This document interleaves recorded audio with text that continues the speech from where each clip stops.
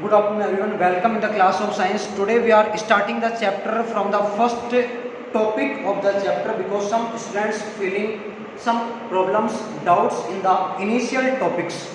So we are starting the chapter from the first topic of the chapter.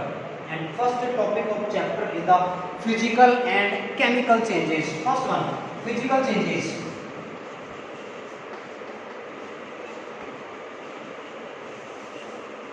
Physical changes, जैसे कि आप नाम से देख पा रहे देखिएगा, ऐसे चेंजेस जहां चेंज कहां होगा, फिजिकली चेंज होगा. फिजिकली मींस स्टेट में जहां चेंज होगा, because physical state is also known as state only.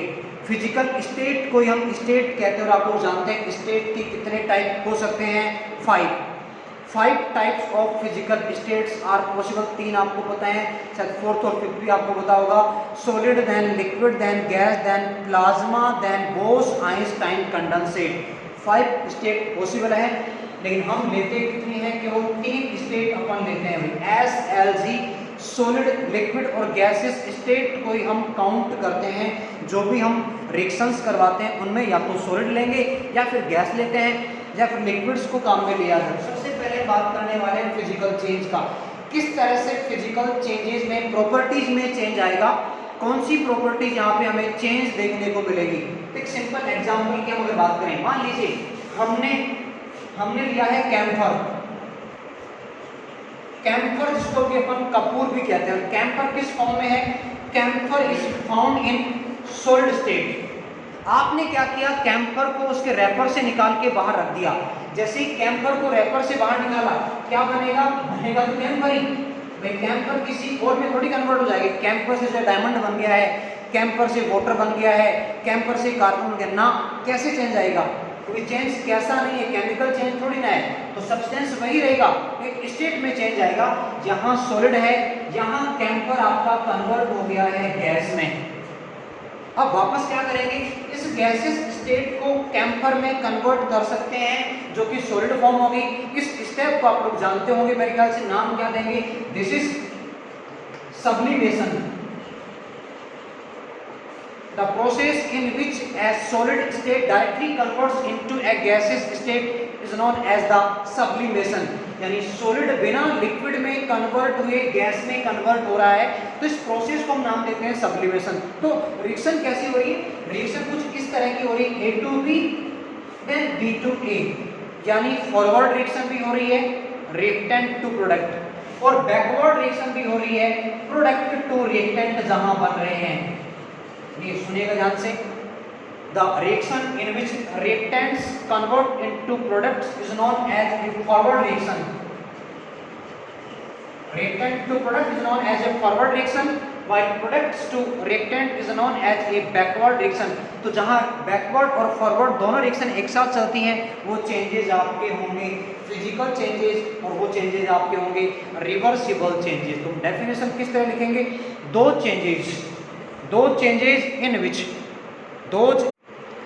changes in which no new substances are formed.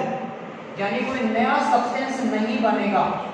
No new substances are formed and chemical properties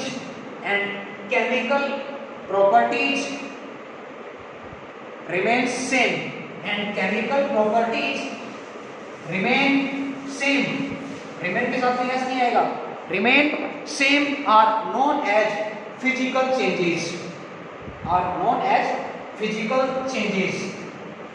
Now the characteristics of a physical change, यानी कौन कौन से यहाँ features हमें देखने को मिलेंगे. Characteristics of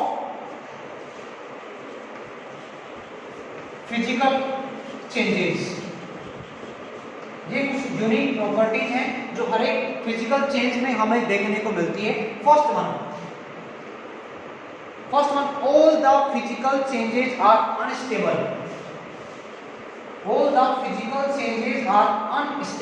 क्या मतलब हुआ, हमने वाटर लिक्विड को कन्वर्ट कर लिया वाटर वेपर गैस में, लेकिन वापस उस गैस को हम लिक्विड में कन्वर्ट कर सकते हैं with the help of condensation. देखिएगा, आपने वाटर को हीट दी, वाटर कन्वर्ट हो गया वेपर में, आपने वेपर को क्या किया, कंडेंस किया। The condensation of vapour into water is known as condensation, यानी पार्टिकल्स पास पास आ गए हैं गैस के, और गैस के पार्टिकल जब पास पास आ जाते हैं तो फिजिकल स्टेट लिक्विड हो जाती है, यानी वाइस वर्सा। वाटर को वेपर में कन्वर्ट किया तो वेपर वापस से वाटर में कन्वर्ट हो रही है, इसका मतलब चेंज कैसा होगा, अनस्टेबल। सेकंड कैरेक्टरिस्टिक्स फीचर की बात करें, all the physical changes are reversible in the nature, all the physical changes are reversible in the nature. सारे के सारे जो फिजिकल चेंज है रिवर्सिबल, क्या मतलब, रिएक्टेंट से बनेगा प्रोडक्ट, बात वही वाली आ रही है, अनस्टेबल वाली बात यहाँ पे आएगी, reactant into product and product into reactants. Third one,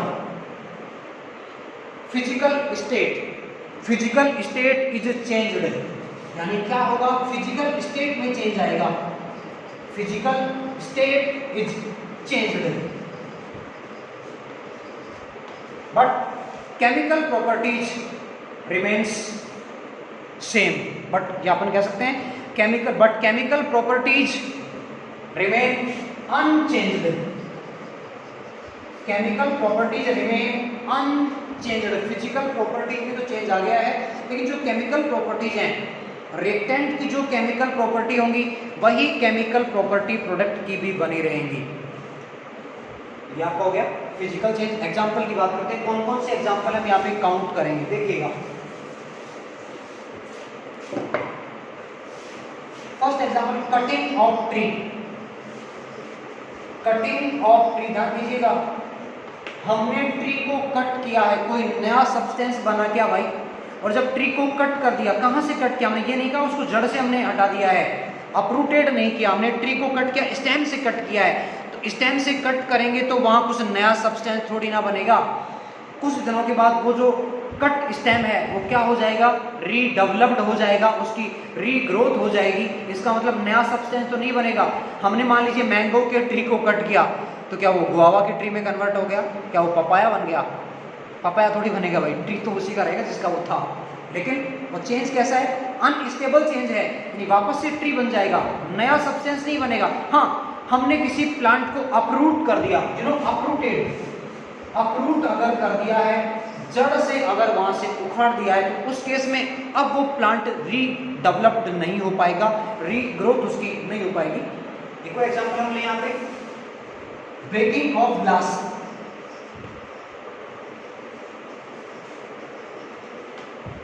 आपने ग्लास के आपने छोटे छोटे पीस कर दिए हैं, कोई नया सब्सटेंस बना क्या, जो छोटे पीस बने, क्या वो डायमंड बन गए पीस छोटे छोटे, या ग्लास ही रहेगा, ग्लास ही रहेगा, चाहे आप उसके 2 पीस करें या 2000 पीस करें, 2000 पीस के बाद भी हर एक पीस आपका डायमंड नहीं, आपको ग्लास ही नजर आएगा।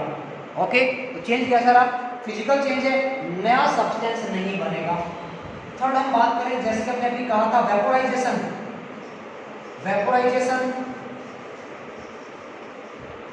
कंडेंसेशन,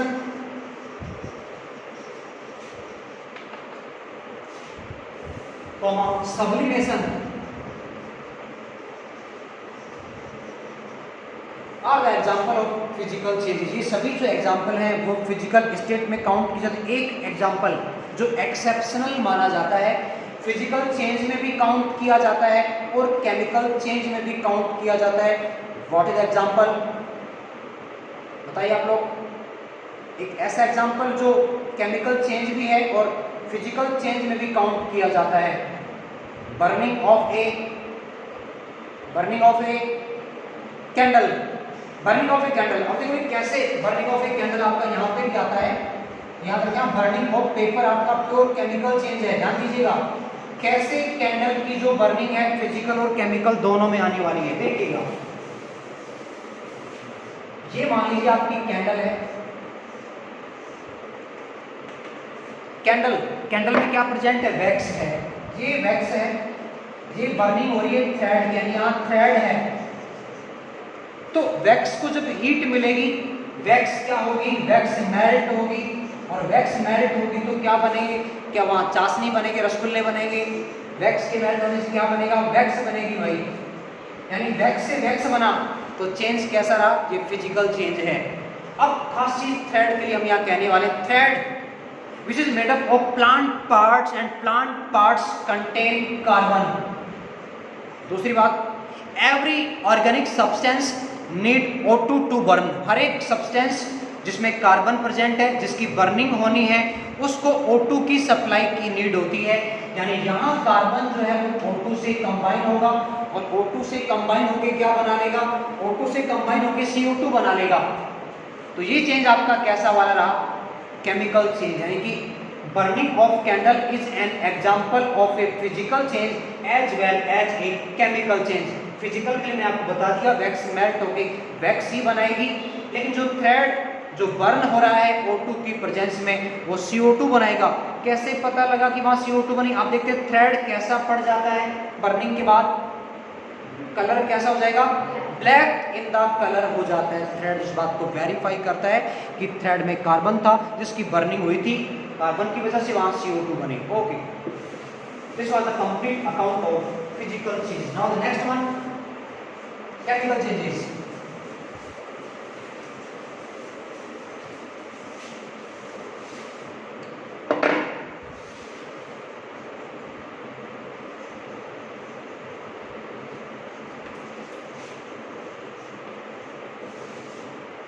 हम अगर डे टू डे की लाइफ से काउंट करेंगे, डे टू डे में कौन से वाले चेंजेस हमें ज़्यादा देखने को मिलते हैं, दोनों होते हैं भाई। दोनों चेंजेस हमें डे टू डे की लाइफ में देखने को मिलते हैं। इवन हम हमारे घरों की बात करें, हाउस होल्डिंग्स की बात करें, हाउस होल्डिंग में भी हमें दोनों ही चेंजेस देखने को मिलते हैं। वाटर हम बॉयल डेफिनेटली करते ही करते हैं। कोई दूसरा जो लिक्विड हम बात करें सब्सटेंस है, उसको अपन बॉईल करते ही करते हैं, यानी लिक्विड वेपर में कन्वर्ट होगा ही होगा। मिल्क से हम कर्ड बनाते ही बनाते हैं, तो बाहर से लेके आएंगे, बाहर से ले आएंगे, तो बाहर से जो लेके आए वो कहाँ, वो कैसे बना, वो भी तो मिल्क से बना है। तो मिल्क कन्वर्ट हो गया कर्ड में, ये केमिकल चेंज का एग्जांपल है। आयरन के पार्टिकल्स पे रस्टिंग आ जाती है, ये केमिकल चेंज का एग्जांपल है जो हम हमारे हाउस होल्डिंग में देखते हैं। बात करते हैं पहले डेफिनेशन की। दो changes in which new substances with new properties, दो changes in which new substances with new properties are formed, those changes in which new substances with new properties are formed are known as chemical changes. Those changes in which new substances with new properties are formed are known as chemical changes. Okay, ये तो बात होगी definition. अब बात करते हैं direct यहाँ पे हम एग्जांपल्स की, क्योंकि हम एग्जांपल्स काफी इजी हैं, डायरेक्टली आपको जो है वो कॉन्सेप्ट बता देंगे। Example number 1, burning of coal. हमने कोल की बर्निंग की। Which element is found in the coal, which element is found in the coal, carbon. और कार्बन जब है कोल में, बर्निंग होगी, O2 के साथ CO2 बनाएगा।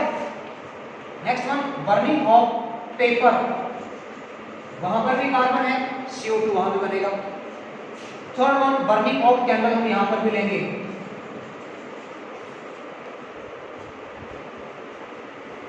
Next one, digestion of food.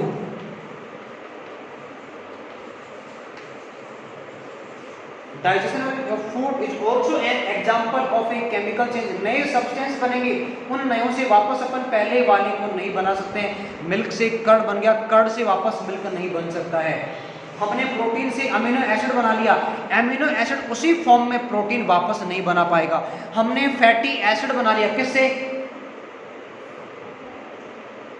हमने फैटी एसिड बनाया लिपिड से, उस फैटी एसिड से वापस अपन लिपिड को नहीं बना सकते। मतलब जो केमिकल चेंजेस हैं वो रिवर्सिबल नहीं है, इरिवर्सिबल होंगे। Okay, fifth one, respiration. Respiration is an example of A chemical change. Sixth one, rusting of iron. Rusting of iron is an example of A chemical change. Next one, germination of a seed. Germination of a seed is also an example of a chemical change. Okay, तो कुछ example थी। अब बात करते हैं characteristics of A chemical change. कौन कौन से कैरेक्टर्स यहाँ पे नजर आने वाले हैं, क्या चेंज यहाँ होंगे।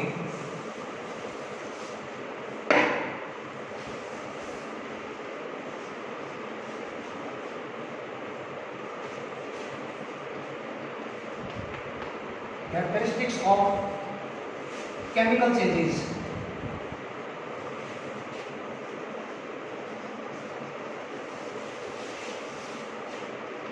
First one, all the chemical changes are stable in the nature. Now you know very well, all the chemical changes are stable in the nature, so they are irreversible in the nature. Chemical changes are irreversible in the nature. Next property, new substances with new properties are formed. New substances with new properties are formed.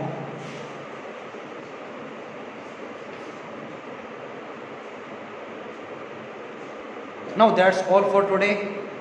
Later on we'll discuss tomorrow. Thank you so much.